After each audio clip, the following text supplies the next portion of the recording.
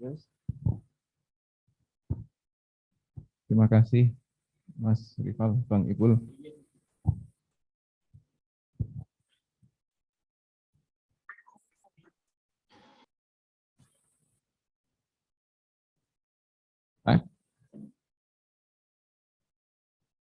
Raiso.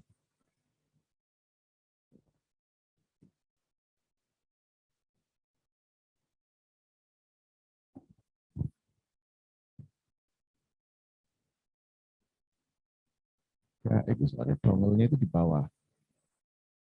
Kenapa? Kandani kok aku neng buri aja. Terus jangan kayak DJ.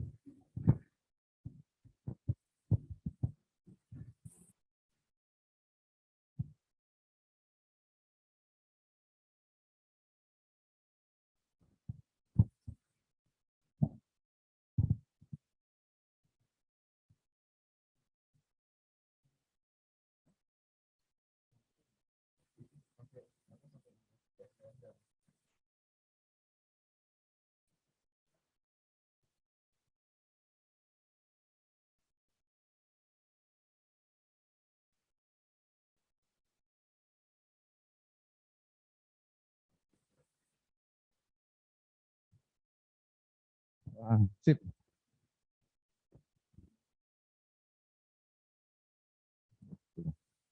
Oke, terima kasih. Baik, selamat datang rekan-rekan sekalian yang berada di ruangan bersama saya. Begitu juga dengan saya ingin menyapa teman-teman yang ada di rumah.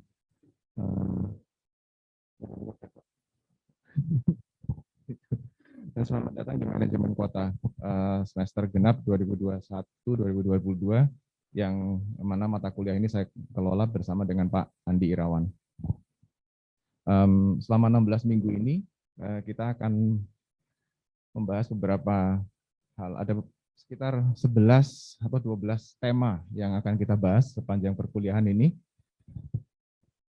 Tapi sebelum kita masuk ke tema-tema itu semua, dan sebenarnya tema-tema itu kalau kalian RPS-nya belum saya unggah. Tapi gini, kalau RPS itu kalau setelah RPS saya unggah, kalau kalian lihat tema-temanya itu, kalian barangkali akan bertanya, apa bedanya dengan mata kuliah yang lain? Karena tema-tema yang akan kita bahas di manajemen kota ini sebenarnya sama dengan perkuliahan yang lain. Ada perumahan pemukiman. Semester ini kan perumahan pemukiman, di manajemen kota juga ngomong soal urban housing atau perumahan di lingkungan perkotaan. Terus, apa mana ya? Ya, itu salah satu contohnya aja. Bedanya di manajemen kota ini kita fokus ke studi kasus, terus kita juga fokus ke penyusunan rencana strategis dan rencana aksi. Situ rencana strategis dan rencana aksi seperti apa ya akan kita bicarakan minggu depan. Minggu pertama ini kita sepakati kontrak kuliahnya aja dulu. Mengapa? Oh iya Kak Keto. Mengapa kok ada manajemen perkotaan dan siapa saja stakeholders-nya? Gitu ya.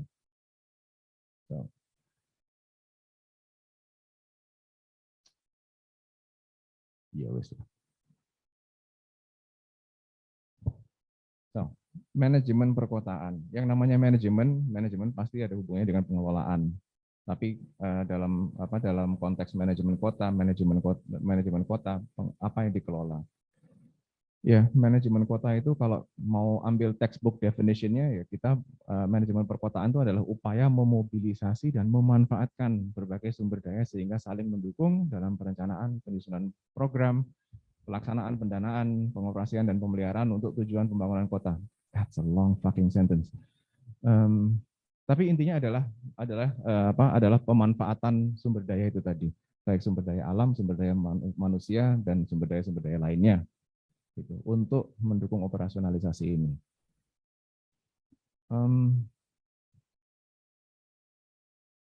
Okay.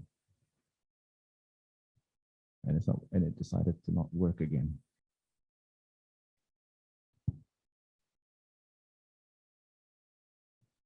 Okay. Kalau kalimat tadi mau di apa? Mau di visualisasi. Kalau kalimat tadi mau divisualisasi, maka kurang lebih seperti ini. Kita punya kita ada apa? Ada resources, ada existing resources berupa SDA, SDM yang ada di sebelah apa yang ada di sebelah kiri di sebelah kiri layar. Ada existing resources SDA, SDM, ada sumber daya buatan, sumber daya sosial, budaya, kapital, dan lain sebagainya. Yang belum kepikiran, yang saya belum kepikiran sampai saat ini gitu. Kalau sumber daya ini berdiri sendiri-sendiri, they can't really do anything much, gitu. Nggak bisa ngapa-ngapain. Gitu. Jadi mereka perlu disinergikan, mereka perlu dioptimasi, dan ada upaya-upaya untuk meminimalisi konflik. Kenapa kok ada? Kenapa kok ada konflik? Karena berbagai macam sumber daya ini, khususnya yang sumber daya manusia, sumber daya alam, itu punya kepentingannya sendiri-sendiri. Well, manusia yang punya kepentingan, sumber daya alam nggak punya kepentingan. Manusia yang punya kepentingan. Kepentingannya macam-macam, dan itu biasanya sumber konflik. Terus, optimasi, sinergi, dan minimalisi konflik itu kemudian dikejawantahkan ke dalam namanya POAC, Planning, Organizing, Actuating, and Controlling. Kalau kalian ambil manajemen proyek, kita akan ublek-ublek POAC itu. Gitu. Tapi di sini saya coba untuk membatasi lingkupnya ke penyusunan rencana strategis dan rencana aksi itu tadi. Rencana strategis dan rencana aksi untuk optimasi, sinergi, dan upaya meminimalisir konflik itu. Planning, organizing, actuating, and controlling itu semuanya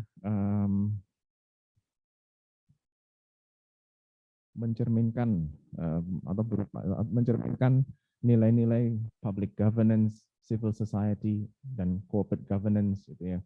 Di situ ada tambahan kata-kata good public governance, good civil society, good corporate management yang secara keseluruhan adalah yang secara keseluruhan adalah bagian dari good governance. Tapi kalau kita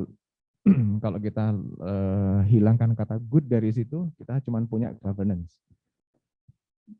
Apakah itu baik atau buruk gitu ya. Tapi governance atau pemerintahan itu sebenarnya ada public governance, ada unsur civil society-nya, kita sebagai masyarakat sipil, dan ada pihak swasta, corporate governance gitu. So, dan itu semua dilingkupi konteks otonomi. Ini layarnya putih malah gak ketok. Dilingkupi konteks otonomi. Otonomi daerah di sini nggak cuma sekedar physical border atau geographical border, tapi juga berurusan dengan atau berhubungan dengan kebijakan-kebijakan yang mendukung dan mengoperasionalkan visi dan misi otonomi daerah. Gitu. Terus banyak sekali sebenarnya kalau kita beredel manajemen atau tata kelola pembangunan, tata kelola perkotaan, kalian cek di mana? Kalian cek di Google Scholar aja, masukkan manajemen kota atau urban management gitu. Jargon city, eco region, green city, green region, resilient, livable, safe, dan smart, itu macam-macam. Semuanya dirangkum dalam sebuah dokumen atau dalam sebuah visi yang namanya New Urban Agenda, NUA. Terus kemudian dikejawantahkan ke dalam Sustainable Development Goals dan lain sebagainya. Intinya banyak sekali unsur-unsur yang dikelola, unsur-unsur yang diperhatikan dalam manajemen perkotaan ini gitu sebenarnya. Dan kita coba nanti mengeksplorasi masing-masing elemen itu menurut tema-temanya. Urban housing, urban conflict, urban heritage management, sustainable urban management, dan lain sebagainya.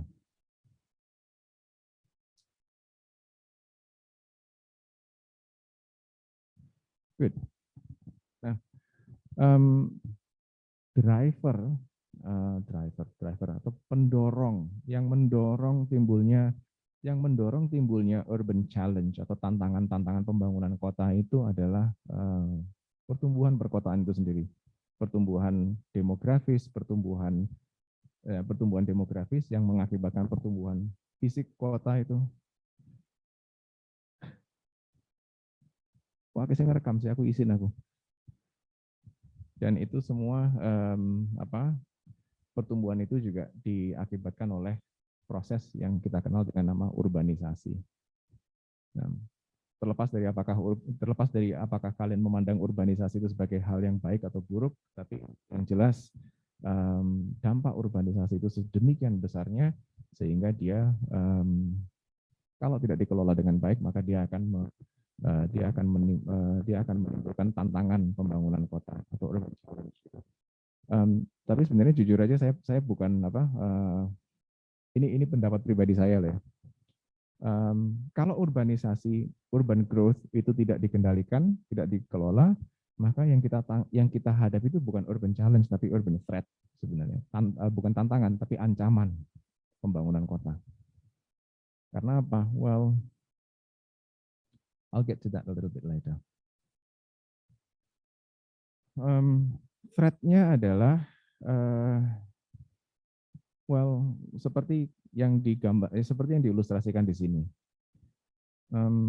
Terlepas dari bencana alam yang merupakan sesuatu yang tidak bisa kita kendalikan, hanya bisa kita antisipasi. Hal-hal seperti banjir, terus kemudian timbulnya permukiman kumuh dan terbatasnya akses ke fasilitas dan utilitas perkotaan dan lain sebagainya itu adalah sebenarnya itu adalah ancaman sebenarnya, ancaman dari pertumbuhan perkotaan yang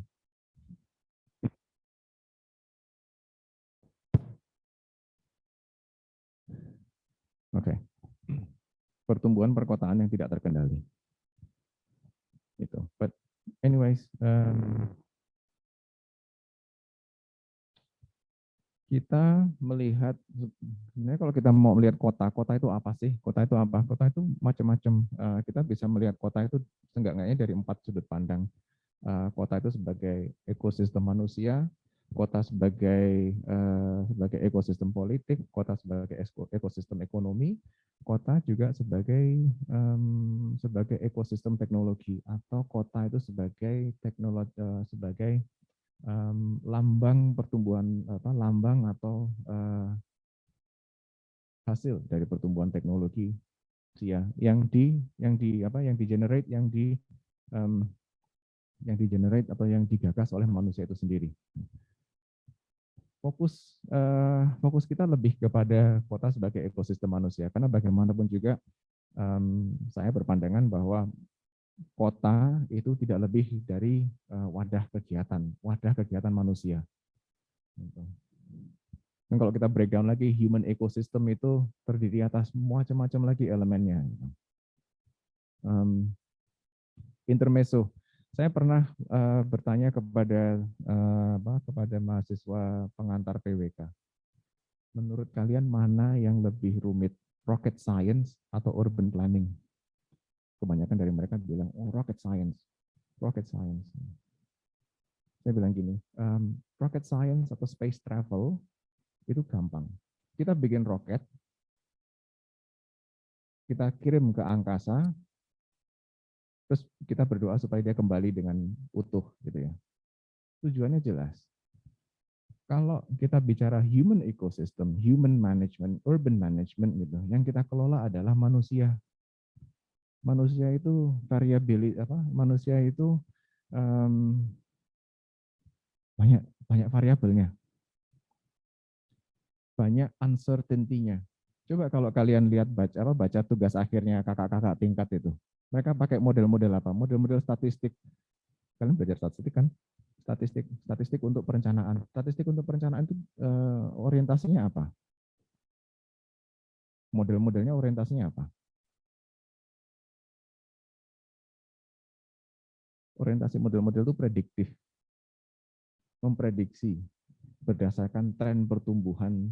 Yang dilihat kan tren, bukan sesuatu hal yang pasti.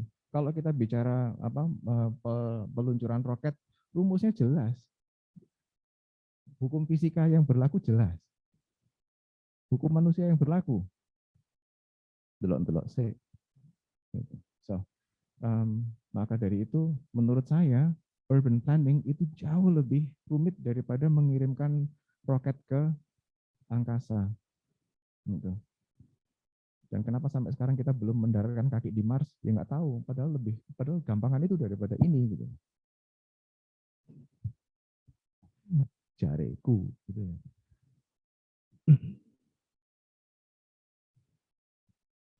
Oke. Stakeholder, jelas. Stakeholdernya siapa saja tadi? Sudah ada state atau government, ada civil society atau masyarakat sipil, dan private sector. Ini adalah stakeholder yang sifatnya general, umum, sangat-sangat general. Kalau kita mau breakdown lagi, state itu bisa jadi dari level apa? Dari level kelurahan sampai ke level nasional. Civil society pun juga macam-macam lapisannya. Ada civil society itu ada, ya kita bisa bilang itu masyarakat luas. Tapi masyarakat luas itu dalam tanda kutip sebenarnya, karena biasanya civil society itu kemudian diwakili atau diwakilkan oleh tokoh masyarakat, oleh wakil-wakil masyarakat yang lain. Gitu. Private sector jelas. Gitu. Dan di sini ketiga stakeholder itu masing-masing punya peran, masing-masing punya fungsi yang sama-sama pentingnya dalam pembangunan, dalam pengelolaan kota. Masing-masing punya kepentingannya. Dan yang lucu adalah yang namanya civil society itu yang namanya stakeholder ini nggak saklek, himpunannya itu nggak saklek. Kenapa? Contohnya saya,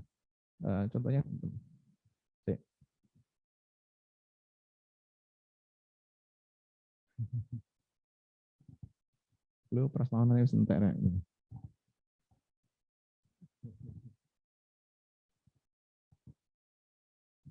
Selamat datang, monggo Pinara. Oh, enggak apa-apa. Ya saya tahu kalau itu hujan, kalau di luar hujan. Enggak, tadi juga ada sedikit confusion soal kelasnya karena saya lihat di jadwal 205B. Saya sudah ke 205B, ternyata pintunya diblokir gitu. So, ya udahlah. Katanya di ruang seminar, Pak, di ruang seminar. Saya naik ke sini masih mati semua. Mas Rival tadi bilang gini, "Alah Pak, masih jam 10." Nah, iya, tapi nyalakan itu aku nggak ngerti caranya ngurup noiki gitu kan. Akhirnya sampai teman-teman yang gelombang pertama datang, ini masih belum setup. So, oke. Tadi kita membicarakan soal stakeholder dalam pembangunan wilayah dan kota, khususnya dalam konteks manajemen kota. Saya barusan aja bilang tadi sebelum teman-teman bergabung kalau state, civil society, dan private sector itu bukan himpunan yang saklek. Misalnya, saya di sini sebagai manusia biasa, sebagai warga negara Indonesia, saya masuk ke civil society bisa. Tapi kalau melihat posisi saya,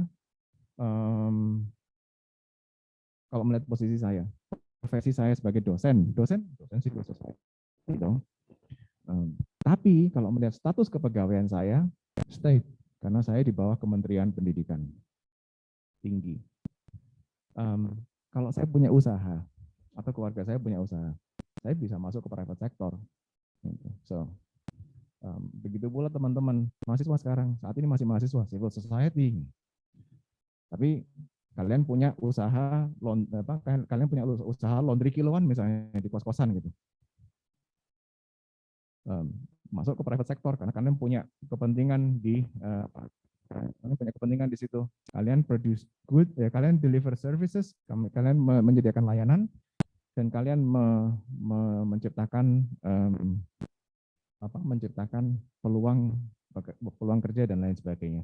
Create means of livelihood atau jobs. So tergantung dari posisi, tergantung dari posisi dan kepentingan kita. Kita bisa jadi berada di antara perpotongan masing-masing himpunan tersebut. Dan itu yang membuat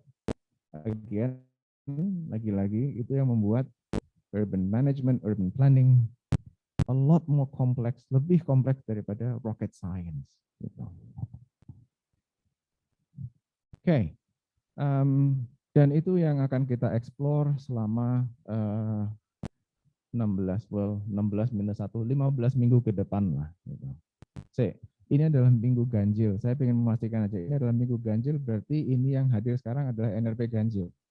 Oke, jadi minggu depan yang hadir adalah teman-teman yang teman-teman NRP genap.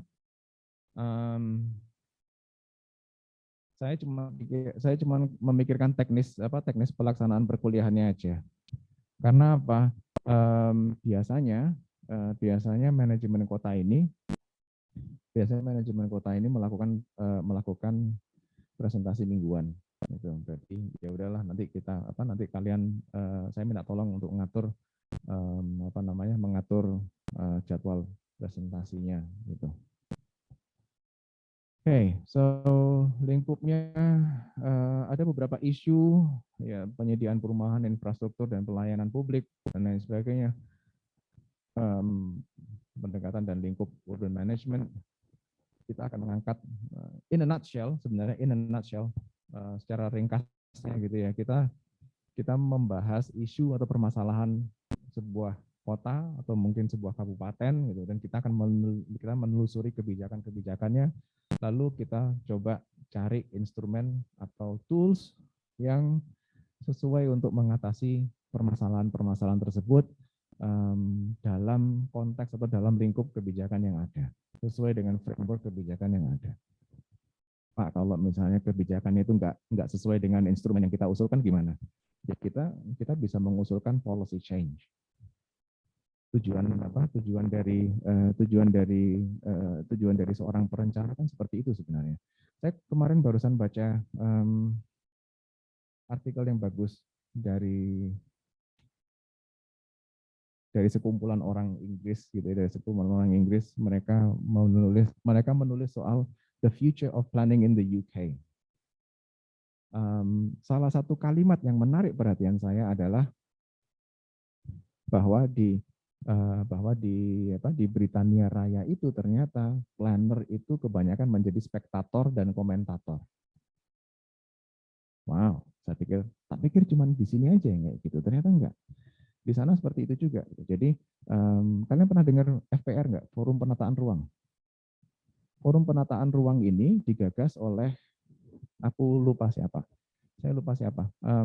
Tapi tujuan dari Forum Penataan Ruang ini adalah melibatkan wakil-wakil dari civil society seperti ASPI dan IAP ke dalam proses penyusunan rencana tata ruang khususnya RDTR. Nah, di dalam proses pelaksanaannya kebanyakan ini agak cerita hal yang sebenarnya kurang mengenakan gitu ya. Dalam prosesnya banyak sekali anggota FPR, perwakilan dari ASPI maupun IAP yang datang absen, dapat honor, udah. Mereka jadi spektator, gitu kan. Padahal seorang planner itu harusnya melakukan advokasi, melakukan upaya untuk memberdayakan masyarakatnya dan lain sebagainya. Kita juga punya seorang planner menurut saya juga punya tanggung jawab yang sama seperti yang dosen saya dulu waktu saya kuliah di arsitektur itu menyampaikan kepada kami itu waktu kami kuliah, Pak Endro Tomo waktu itu. Dia mengatakan begini, kita punya moral obligation, kita punya kewajiban moral sebagai arsitek untuk mengarsitekturkan masyarakat. Saya pikir maksudnya apa gitu.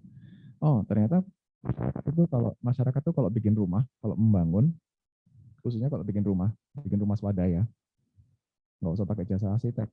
Aku sewa aja tukang, aku sewa tukang beli barang.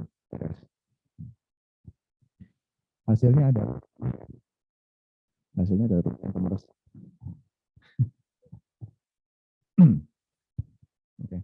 Hasilnya adalah rumah yang barangkali kurang optimal, kurang efisien, tidak energi efisien, tidak sehat dan lain sebagainya. Sama, kota juga seperti itu. Wilayah juga seperti itu. Seorang perencana itu punya moral obligation, punya kewajiban moral untuk memplanningkan masyarakat atau memasyarakatkan planning gitu. Melalui apa ya? Melalui mekanisme-mekanisme framework kebijakan yang ada gitu. Jadi nggak cuma sekedar jadi spektator. Jangan sampai terus kalian datang, misalnya kalian ditunjuk untuk menjadi anggota FPR atau hal-hal yang serupa. Kalian datang menyampaikan pendapatnya, terus kemudian terima amplop pulang. Don't. So, moral obligation. Sajane aku arep ngomong apa tuh iki mau. Anyway, ini adalah tema-tema yang saya ceritakan tadi. Kita akan mengeksplorasi isu-isu perkotaan menurut tema-tema tersebut. So, konsep dasar manajemen kota ya sudahlah, saya sudah gedabrus sedikit soal itu tadi. Minggu depan saya ingin ya menyampaikan soal instrumen-instrumen pengelolaan kota itu tadi. Jam saya sudah menyuruh saya untuk waktunya jalan. Konsep dasar manajemen kota. Minggu depan saya ingin ngomong soal instrumennya. Rencana strategis. Apa sih rencana strategis itu? Terus kemudian ternyata rencana strategis itu banyak yang mengkritik loh. Strategic planning itu banyak kritiknya. Mengapa demikian? Gitu ya. Kalau saya mengikuti kurikulum 2018, saya harus menyampaikan tentang strategic planning. Padahal strategic planning sendiri banyak kritiknya. So why? Kita coba kulik minggu depan. Strategic planning dan bagaimana menyusun action plan. Itu fokusnya minggu depan. Temanya selanjutnya minggu ketiga dan seterusnya adalah urbanisasi, manajemen lahan perkotaan, manajemen infrastruktur, manajemen perumahan, kemiskinan, konflik, perangkat manajemen ini harusnya di bawahnya konsep dasar. Kota berkelanjutan dan manajemen cagar budaya. No, I have to say, kalau ini urutannya harusnya nggak seperti ini. Saya kayaknya ngambil file yang salah gitu ya kemarin. Anyways, susunan ini, kenapa kok saya susun sedemikian rupa? Itu sebenarnya ada ceritanya, ada alur ceritanya. Urbanisasi itu yang pertama, karena saya sampaikan tadi kalau urbanisasi itu adalah biang kerok dari semua permasalahan dan semua ancaman perkotaan. So kita mulai dengan urbanisasi dulu, kupas urbanisasi dan lain sebagainya. Terima kasih. Sekian dari kami. Come on. Apa-apa.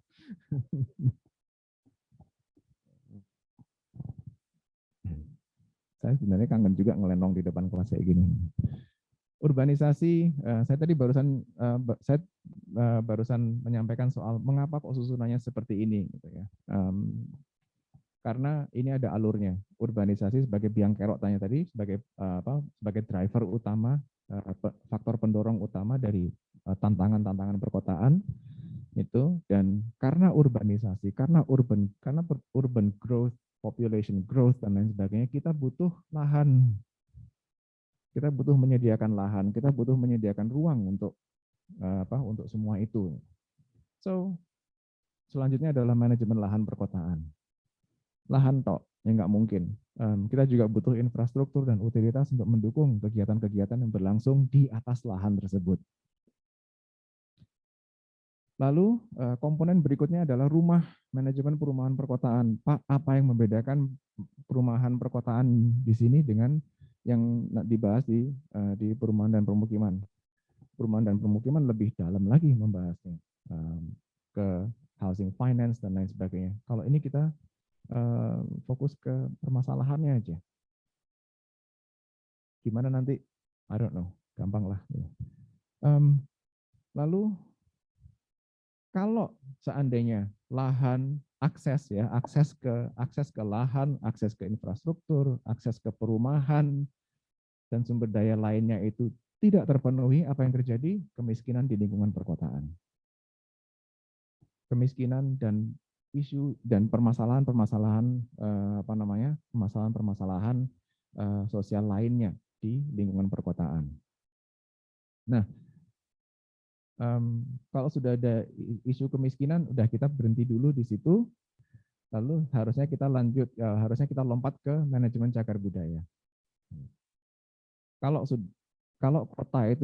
kota atau wilayah itu sudah mencapai usia tertentu, maka dia tentunya akan punya beberapa cagar budaya. Cagar budaya itu kan ketentuannya adalah bangunan atau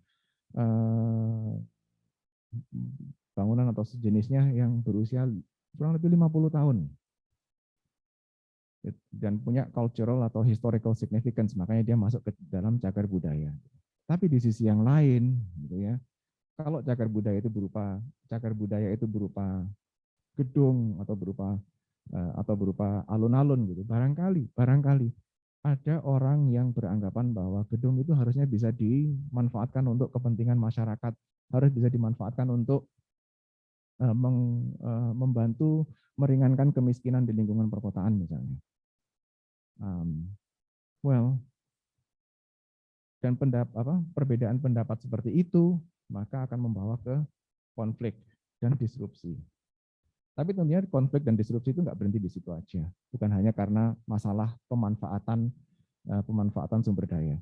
Tapi konflik dan disrupsi itu bisa juga berasal dari atau berawal dari yang namanya NIMBYism atau not in my backyard. Gitu ya.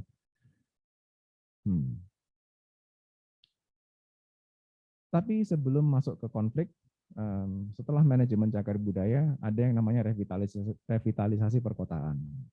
So, habis kemiskinan kita bicara soal manajemen cagar budaya, revitalisasi, baru konflik.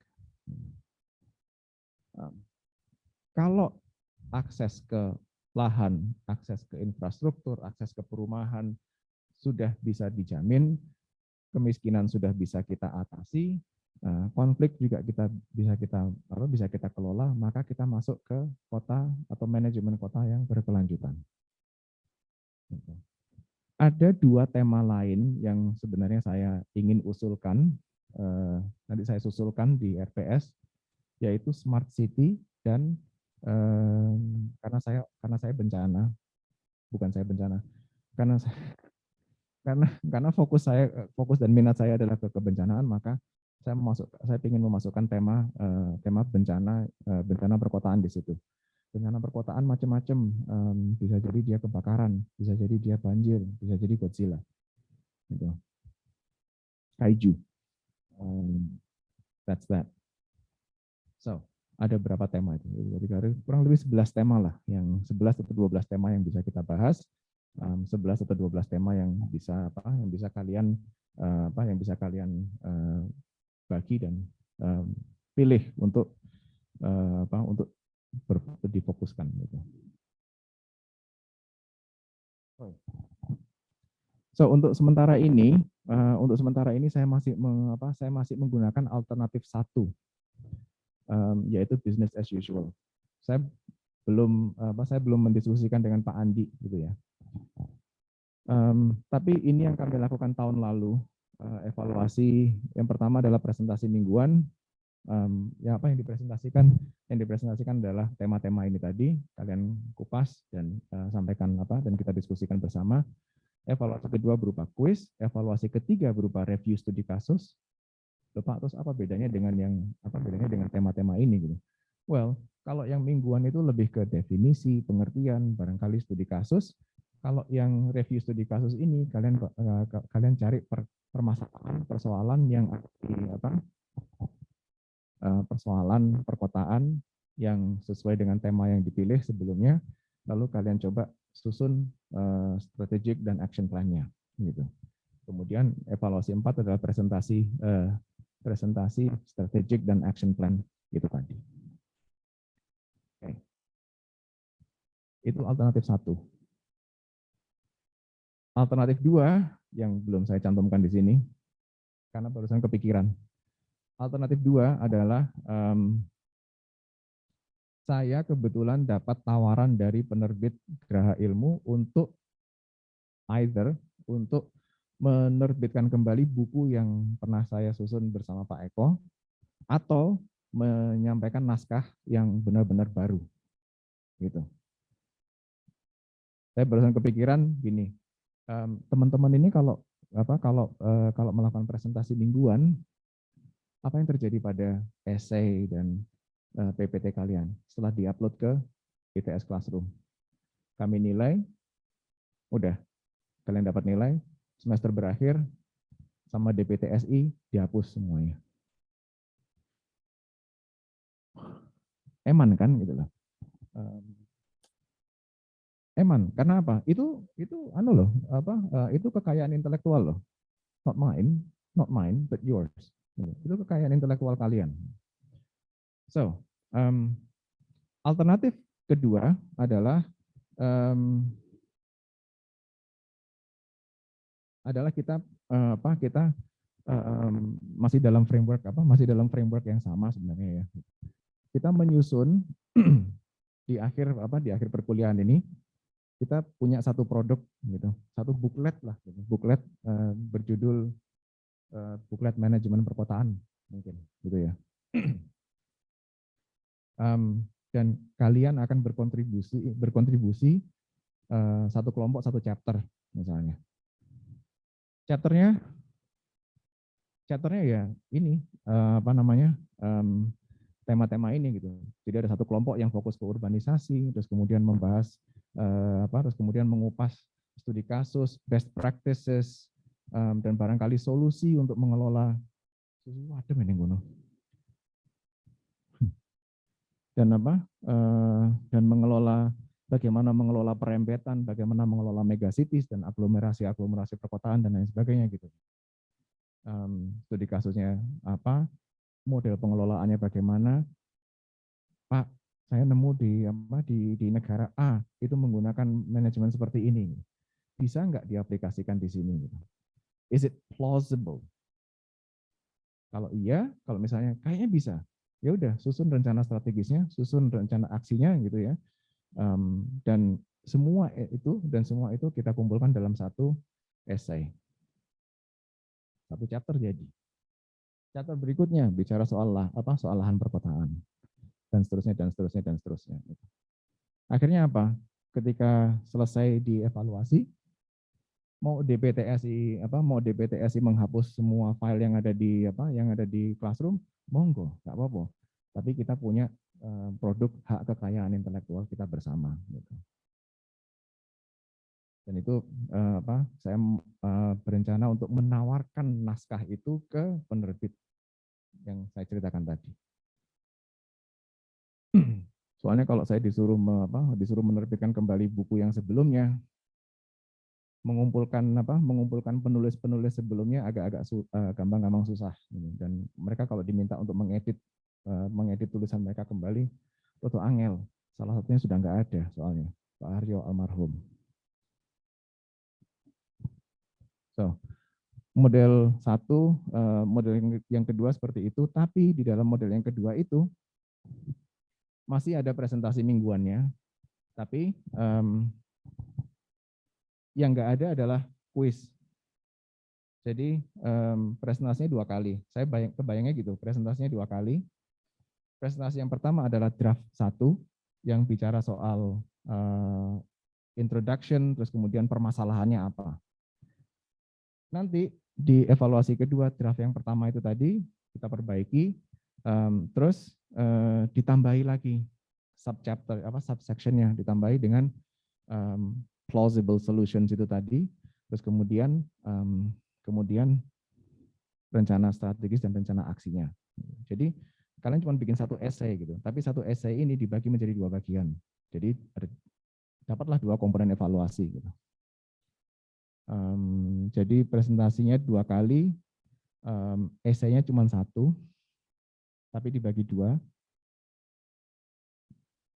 dapat deh, dapat deh 4 komponen evaluasi. Yay, gitu. So, itu yang saya tawarkan. Nanti silakan didiskusikan secara internal.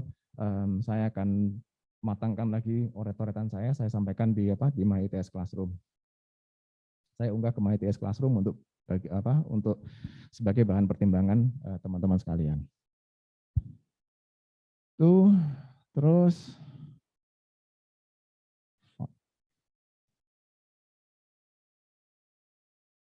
mana langsung kayak ngono toh. Bentar.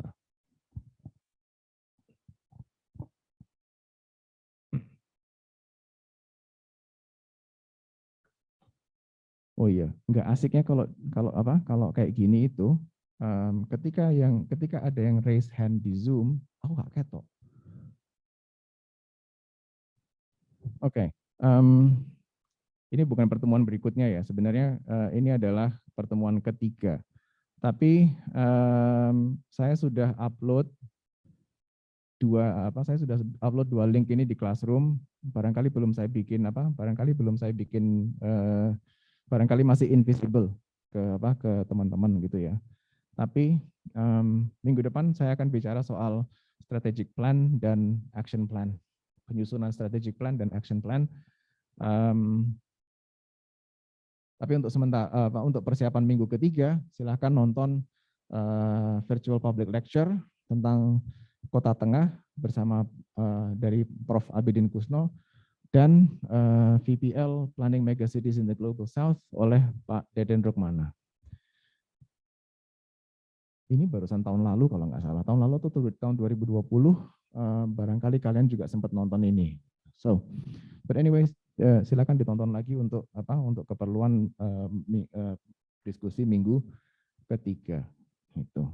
So, kalian masih punya waktu 1 minggu lagi untuk memutuskan bentuk evaluasinya maunya kayak gimana. Suara kuning kini ambil yang kini gak podo ya. Okay. Gitu. Sampai sini ada yang mau ditanyakan? Atau ingin sharing komentar?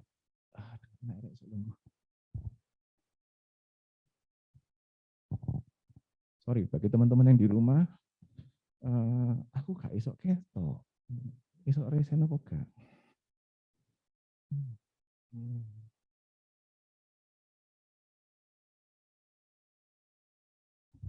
Yang di rumah ada yang mau tanya enggak?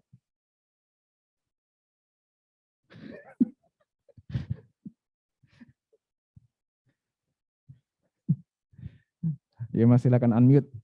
Silakan unmute Mas. Enggak mau yang gini enggak apa-apa. Ya, perkenalkan nama saya Rafli, NRP 043. Jadi saya izin bertanya terkait yang rencana evaluasi yang kedua tadi, Pak. Itu kan untuk kuisnya kan dihapuskan, Pak ya.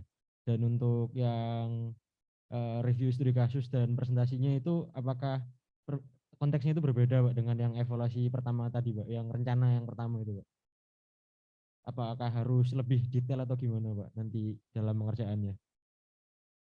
Biar nanti kita bisa diskusi sama teman-teman gitu, Pak. Terima kasih, Pak. Iya, sama-sama. Mohon di-mute dulu Mas biar nggak feedback. No, itu pertanyaan yang bagus. Apakah konteksnya sama gitu ya? Kemudian bagaimana dengan kedalaman materi?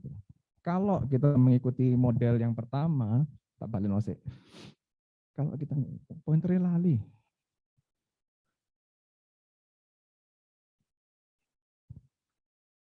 Tuh kan share screen-nya harus tak pateni.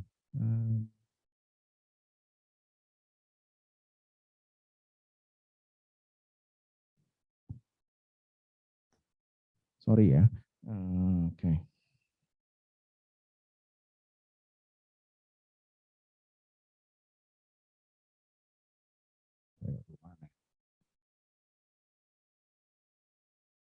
Oke. Kalau kita kembali ke rencana evaluasi yang pertama, di presentasi mingguan ini, maka orientasinya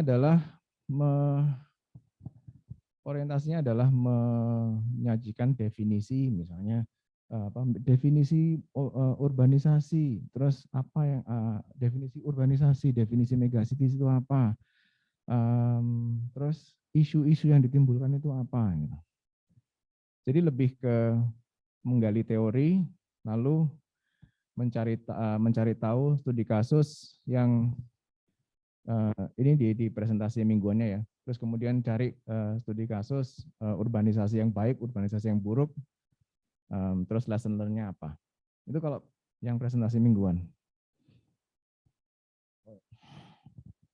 Terus ketika melakukan review studi kasus, review studi kasusnya beda sebenarnya. Beda dengan apa? Beda dengan apa yang disampaikan di presentasi mingguan.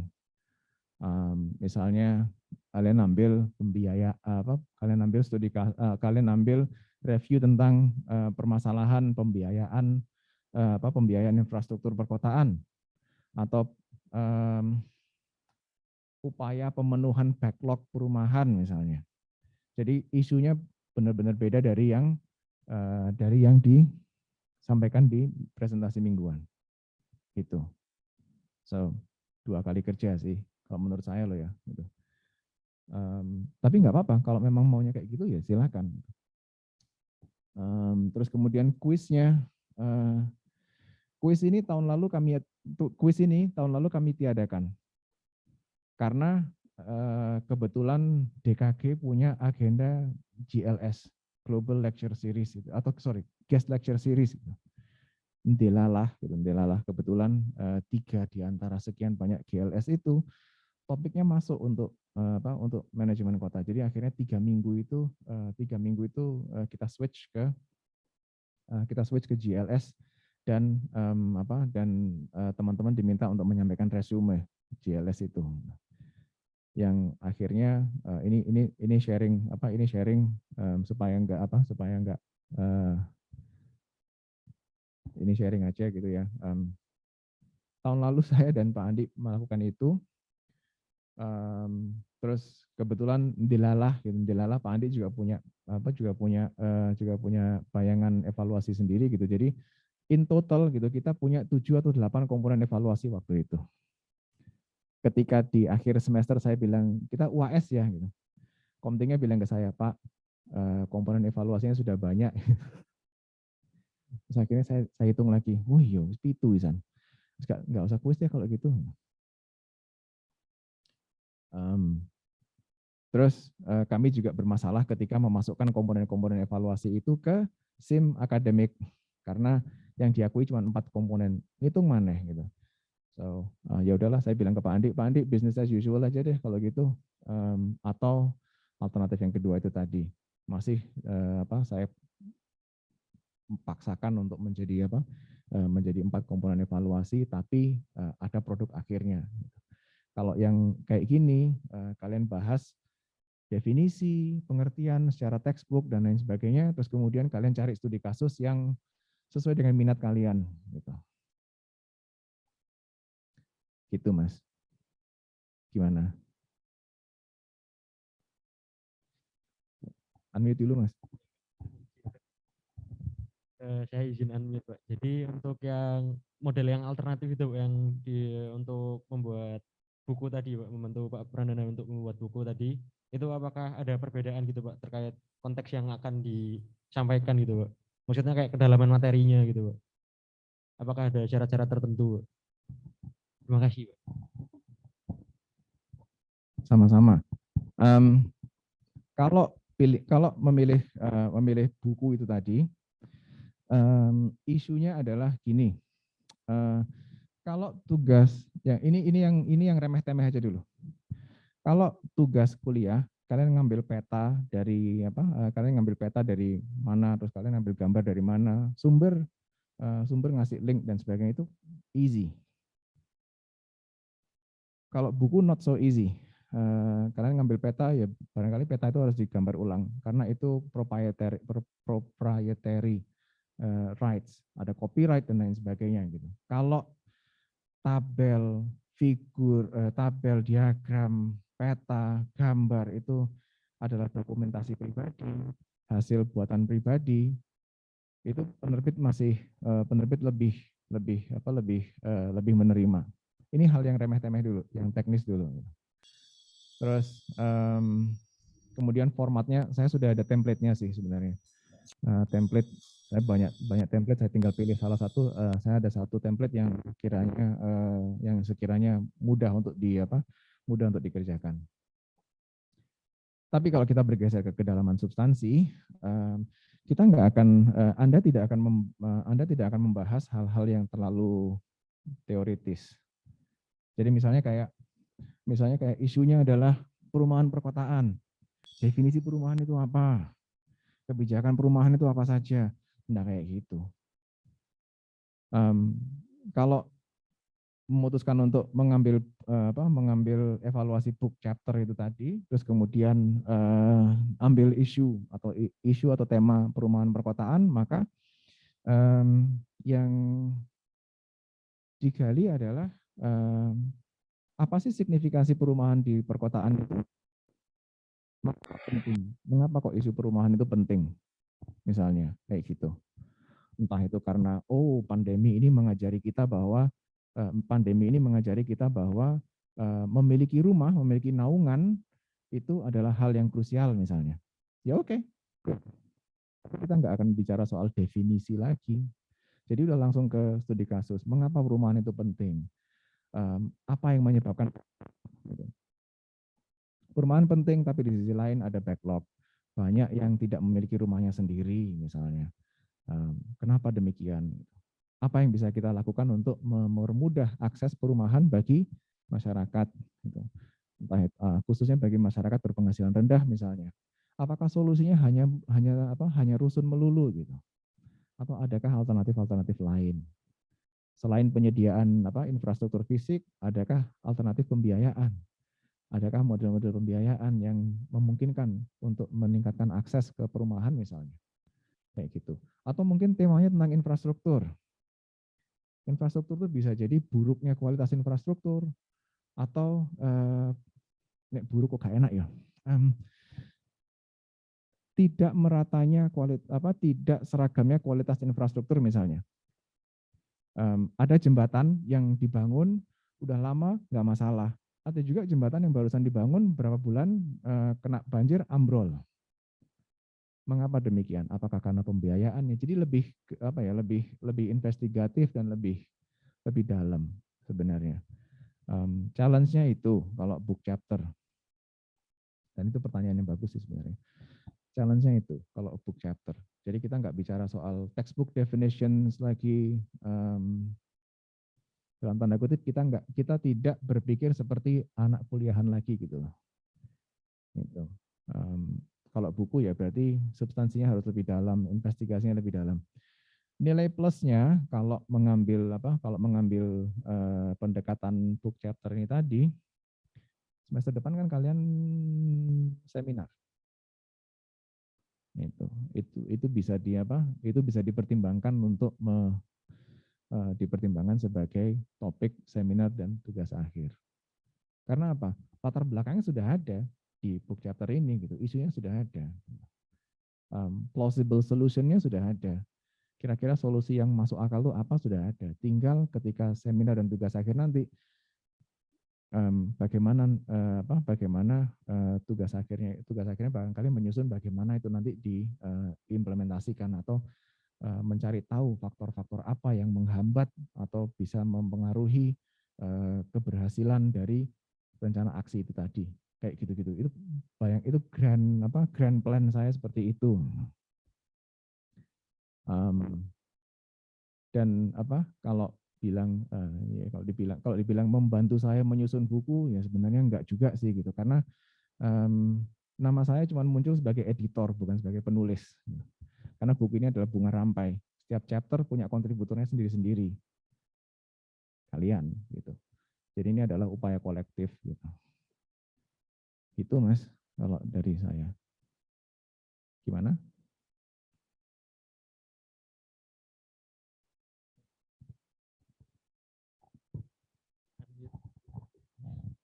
untuk yang buku tadi Pak, itu apakah ada bonus gitu Pak, barangkali buat kita gitu Pak, kayak bonus nilai gitu Pak. Mungkin itu bisa jadi pertimbangan teman-teman gitu Pak. Terima kasih Pak. Oke, good one. Ya ini loh, planner itu nggak cuma sekedar spektator, datang, absen, pulang. Enggak, negosiator. Tapi gue, bonus, look, nilai maksimal yang bisa kalian peroleh itu berapa? 100, ya kan? Saya nggak bisa menjamin nilai itu kemudian otomatis A semua gitu, enggak, saya nggak bisa menjamin itu, nggak boleh, saya nggak boleh menjamin itu. Yang bisa saya lakukan adalah mempermudah mempermudah peraihan nilai tersebut melalui kriteria penilaian. Selama kriteria penilaian itu jelas, dan selama kriteria penilaian itu jelas dan bukan mudah ya, tapi jelas dan memudahkan kalian untuk meraih nilai yang tinggi ya, itu yang bisa saya lakukan itu adalah menyediakan itu. Bicara soal kriteria penilaian, tadi malam saya sudah ngedraft kriteria penilaiannya itu apa. Jadi kalau nilai A itu misalnya latar belakangnya itu harus memenuhi kriteria 1, 2, 3, 4. Terus kemudian deskripsi studi kasusnya itu harus memenuhi kriteria apa saja.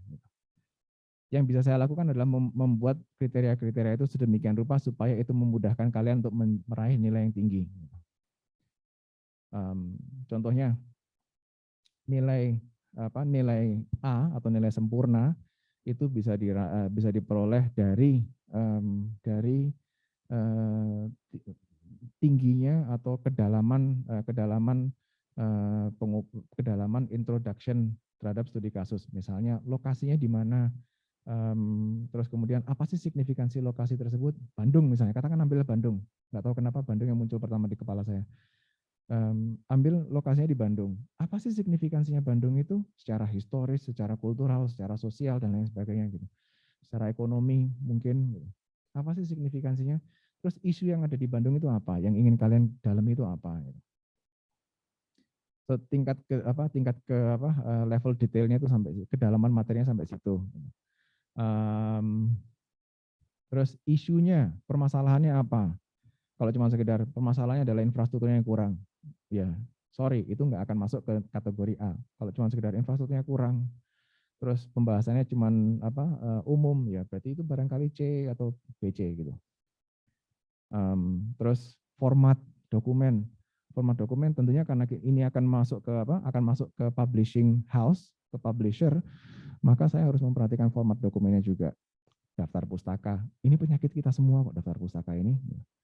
Daftar pustaka, semua yang dikutip muncul nggak di daftar pustaka? Kalau misalnya, terus kemudian berapa sumber yang dia kutip? Kalau kalian mengutip kurang dari 5 sumber, ya wis, nggak usah gitu. 5-7 sumber, ya C gitu.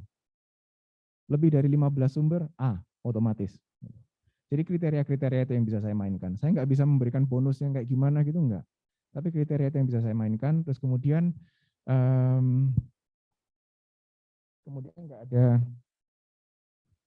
nggak ada ini, nggak ada, oh yang gini apa? Kemudian nggak ada nggak ada kuis. Itu. So, yang bisa saya mainkan itu. Tapi jaminan bonus, ya bonusnya nggak langsung, gitu Mas. Oke, ada lagi? Oke, makasih. Silakan lower hand. You know what? Bersyukur kuliah hybrid ini dosen diwajibkan untuk datang ke kampus gitu. Kalau enggak saya sudah hem-heman di atas, bawah sarungan aja gitu. Hampir aja saya keluar rumah kayak gitu. Ada lagi yang mau tanya? Mungkin atau nunggu RPS dan rencana evaluasinya saya upload.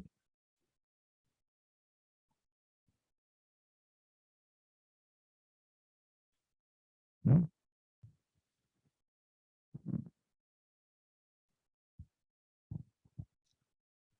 Oke. Kalau nggak ada, saya kira kalian ngeliatin sambil ngeliatin Zoom, ada yang raise hand nggak di Zoom? Tolong. Nggak ada. Oke, aman.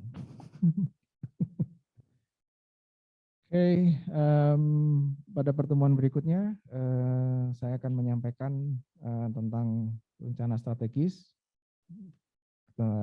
plus minusnya, proponen dan oponennya, terus kemudian rencana aksi dan bagaimana penyusunan rencana aksi tersebut. Gitu. Sementara itu ya, bolehlah nonton urbanisasi dan perempetan ini, kurang lebihnya. Ya, saya kira itu yang bisa saya sampaikan. Terima kasih sudah hadir. Mohon maaf atas confusion-nya tadi, karena ya ternyata dialihkan ke sini. Bagi teman-teman yang di rumah, jangan lupa kalau minggu depan kalian datang ke kampus, ke ruang seminar, bukan di 205B karena belum siap ruangannya. Gitu. Oke, dan bagi teman-teman yang hadir di sini, minggu depan kalian gantian yang ada di kalian berada di balik layar. So sampai jumpa teman-teman yang di rumah, dan sehat-sehat selalu, jaga keselamatan, jaga kesehatan kita semua. Kurang lebih saya mohon maaf. Terima kasih. Assalamualaikum warahmatullahi wabarakatuh. Assalamualaikum warahmatullahi wabarakatuh. Waalaikumsalam warahmatullahi wabarakatuh.